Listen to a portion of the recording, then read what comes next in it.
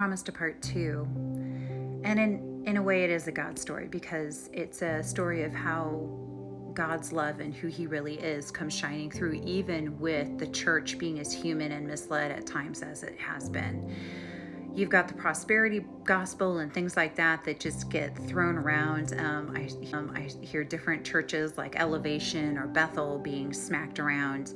And it's sad because each of these places have good things about them, and if they are in error, then people need to take them aside in private and talk to them about it and then have them right it instead of just slamming each other publicly, because that's not doing any good. I've been the victim of the name it and claim it and the prosperity gospel.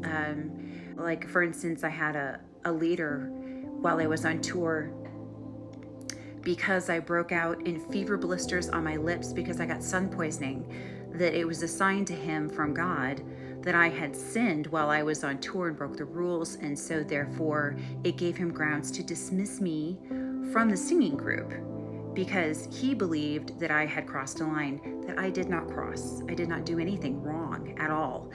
And that's, if you have some kind of disease or you've done it, it's looked on as sin or you've done something wrong. And that's not true.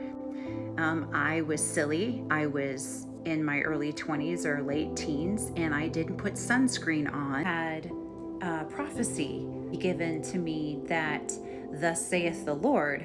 And what I learned the hard way is that if thus saith the Lord hasn't talked to you first about it in your spirit, like God hasn't shared it with you at all, then you throw whatever it is that person said to you out the window. It was all in flesh, or how someone else saw me.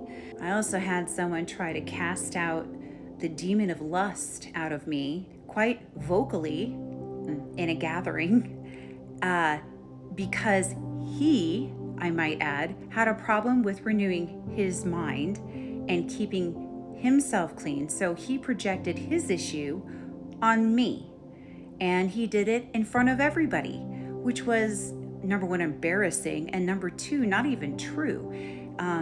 I could go down the list of all the silly things that happened to me. I internalized for so many years and really thought that's how I was seen by God. That's how he saw me, and it wasn't how he saw me.